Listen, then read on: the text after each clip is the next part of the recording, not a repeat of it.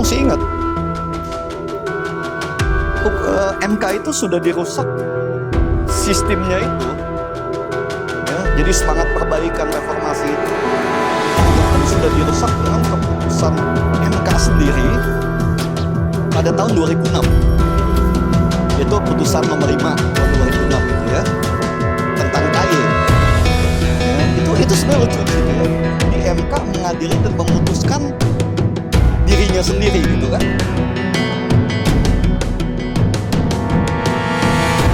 Tanggapan saya, ini kita kan butuh yang lucu-lucuan juga kan ya.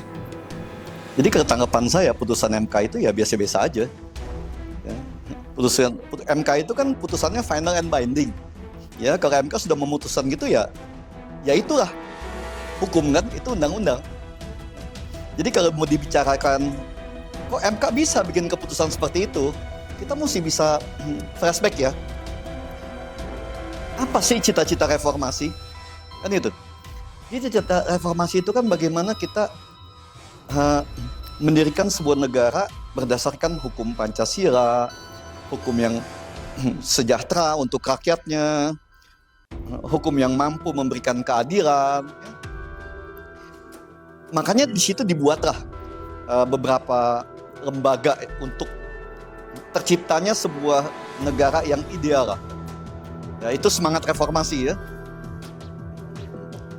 Yang dibuat supaya hukum ini bisa memberikan keadilan dan kesejahteraan untuk bangsa dan negara ini kan.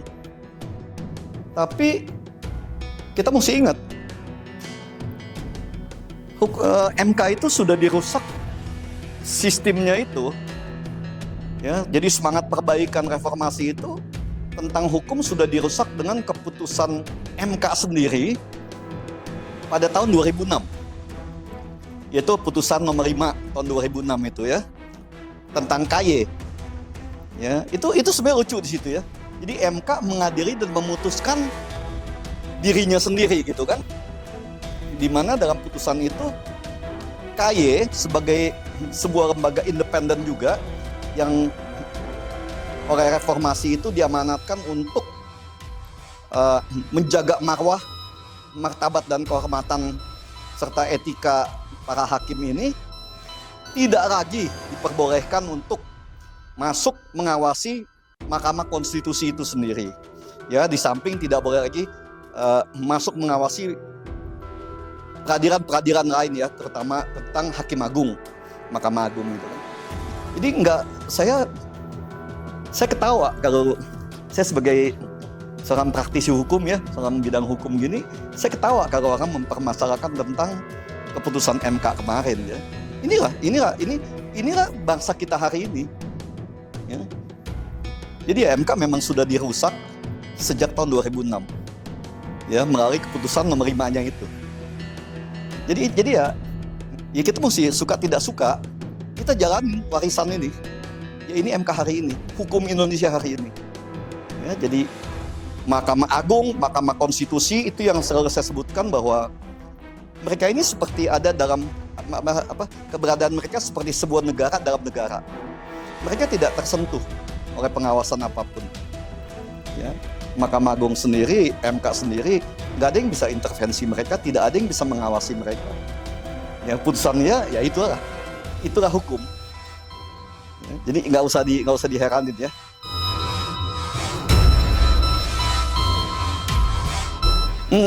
Pemerintah yang mana nih?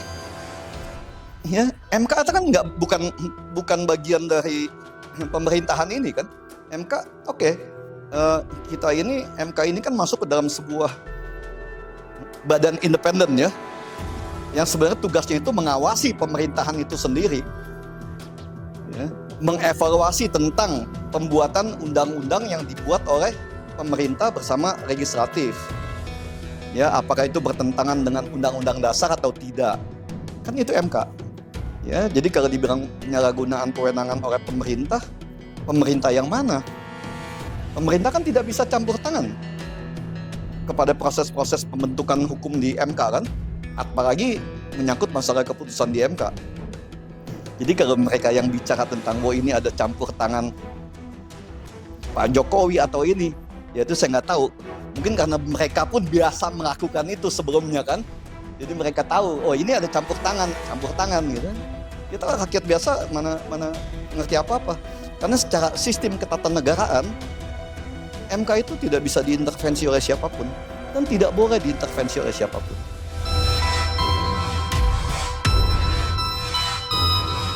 Ini kan tahun politik, bulan-bulan politik. Jadi menurut saya nggak usah ditanggepin juga kali ya. Ya, saya tanya juga sama kalian juga kan, mana sih yang nggak dinasti politik? Dari keluarga penguasa Indonesia hari ini, ya, siapa yang anak istri dan keturunannya itu tidak juga masuk ke dalam sistem politik di Indonesia? Dan nggak cuma di Indonesia. Kalau kita lihat di Amerika pun juga kan, ya, George Bush jadi presiden, anaknya pun George Bush Junior jadi orang di bidang politik juga yang akhirnya juga jadi presiden juga.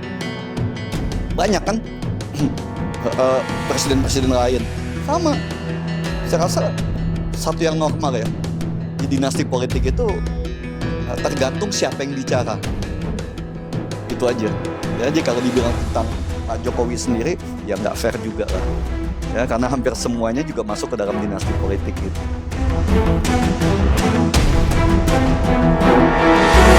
Kita tidak bisa mendukung, tidak bisa menolak, ini realita. Bahwa dinasti politik di dalam dunia perpolitikan dunia itu, di dunia ini, itu sesuatu yang biasa-biasa saja. Wajar aja, karena memang kesempatan untuk masuk ke dalam bidang politik dan naik dalam jenjang politik, itu memang ada menjadi ranah bagian mereka.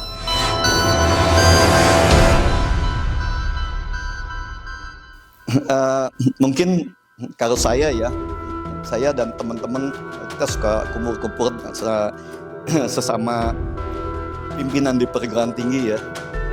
Kita lebih menyoroti pada faktanya, bukan kepada kampanye-kampanye yang sekarang ini kan. Ya, apalagi masalah survei. Survei itu boleh kita jadikan, kita lihat boleh nggak apa-apa. Ya, tapi kita untuk menjadi satu patokan harga mati itu nggak boleh buat kita pegang ke sana ya. Karena kan kita sangat tahu survei itu kan juga tergantung siapa yang bayar. Ya, itu sudah sangat umum lah, normal ya.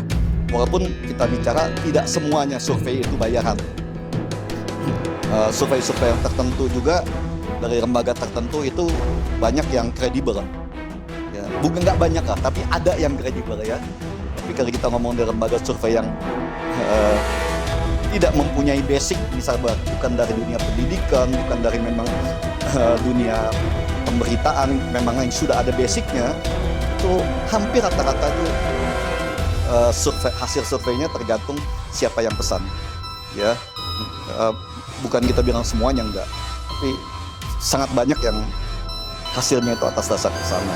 Jadi jangan terlalu diinikan juga. Nah, kita di dunia pendidikan ini kita lebih pada fakta yang berbicara. Dalam kemarin 2019 kamu bicara apa? Ya. Nah, terus sekarang apa yang kamu perbuat? Nah, sekarang ini kamu bicara apa? Sama nggak dengan apa yang sudah kamu lakukan dalam 5 tahun ini? Ya, 4 tahun sekian ini kan?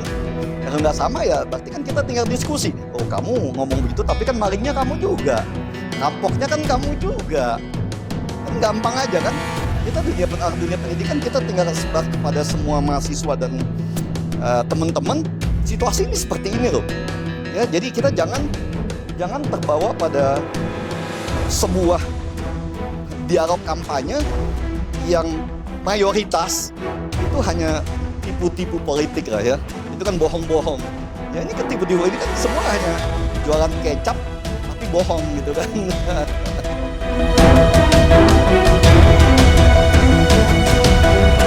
Yang saya bilang tadi, ini kan rata-rata mereka orang yang sudah ada yang atau sudah pernah berada dalam sistem pemerintahan kita. Ya, kita tinggal buka track recordnya. Dan satu, ini dari pribadi saya, jangan pilih yang banyak ngomong, jangan pilih yang pintar ngomong. Ya, semakin banyak ngomong, semakin pintar ngomong, semakin pintar dia berbohong, semakin pintar juga dia maling. Ya, jadi jangan terlalu di ini. Ya, bangsa kita lebih senang yang lucu-lucuan aja hari ini. Kita anggap pemilu ini udah kita nonton aja, kita lihat aja ya. Jadi kalau semakin dia banyak bicara, semakin terbuka kebohongannya kan. Ini udah kita dari dunia pendidikan ya, kita selalu diskusi dengan semuanya, kita bicara dengan anak-anak mahasiswa kita juga kan, kita selalu bicara. Ya, setiap minggu itu pasti ada. Kita bicara dengan anak-anak mahasiswa kita itu, kita putar semuanya untuk diskusi tentang capres ini kan, tentang pemilu ini. Dekat-dekat pemilu kan pada jualan kecap semua kan, ya. Tapi kan mayoritas bohong. Semakin yang saya bilang tadi, semakin dia banyak bicara, semakin dia pintar bicara, semakin dia pintar berbohong. Yang gitu jangan dipilih. Ya, kita nggak cari MC kok. Ya, kita nggak cari master of ceremony yang bisa bikin situasi ini jadi kebanyakan ngomongnya kan. Jangan. Kita bikin diri kita lucu-lucuan, tapi jangan bikin negara ini jadi lucu-lucuan.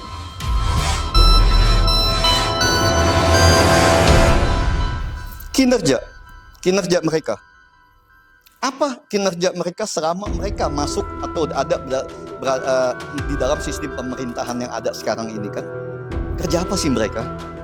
Ya, apa sih prestasi mereka? Itu yang harusnya mereka bicarakan. Bukan rencana ke depan yang saya yakin ujungnya bohong lagi. Jadi, buktikan aja. Ya, mereka kampanyekan itu apa yang udah saya kerjakan selama saya menjabat ini loh. Selama saya menjadi anggota di parlemen seperti ini, legislatif, selama saya di pemerintahan saya begini, itu aja dibuktikan saya kerja apa. Ya. Dan kalau misalnya nggak terlalu bagaimana juga, lebih baik yang saya bilang, lebih baik kita lucu-lucuan.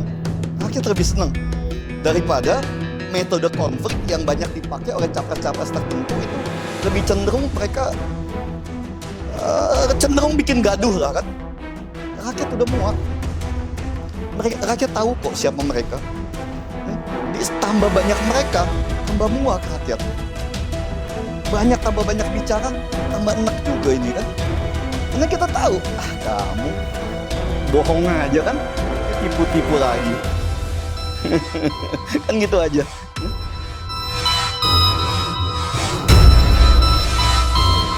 Yang semuanya berbeda ya, semua berbeda. Kita ngomong dari nomor satu ya, nomor satu itu Anies ya. Pak Anies dia gayanya sekarang lebih santai, lebih santun, ya. Itu yang dijalankan, rakyat lebih simpati begitu ya. Yang kedua dengan Pak Prabowo ya. Pak Prabowo lebih banyak nggak mau banyak bicara, nggak mau banyak ngomong, lebih banyak main lucu-lucuan, ya. Karena rakyat juga sebenarnya udah jenuh, udah muak dengan janji-janji bohong itu.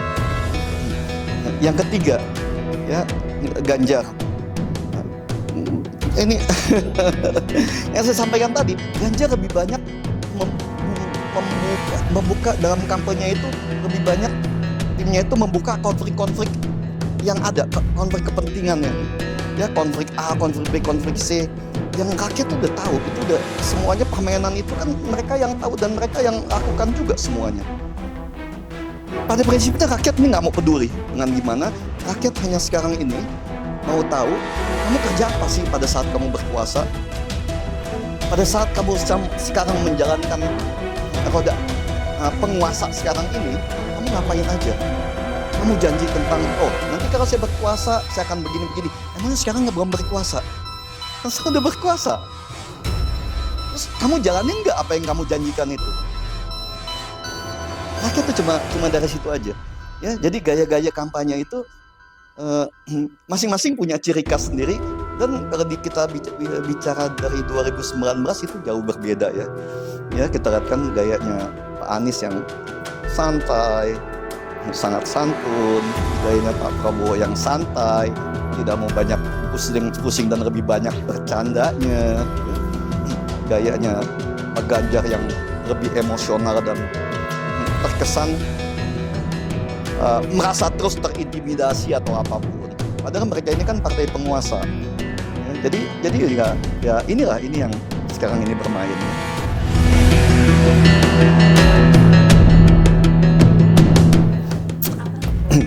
himbauan saya, cari konsultan politik yang bisa berpikir tentang masa depan negara ini. Ya, jadi cari yang bisa menenangkan masyarakat, bisa membangkitkan semangat masyarakat, bisa membawa gairah masyarakat ini bahwa ke depan ini masih ada harapan loh. Itu yang saya harapkan, bukan metode konflik yang ditekankan di sini ya. Rakyat udah muak. Itu aja ya.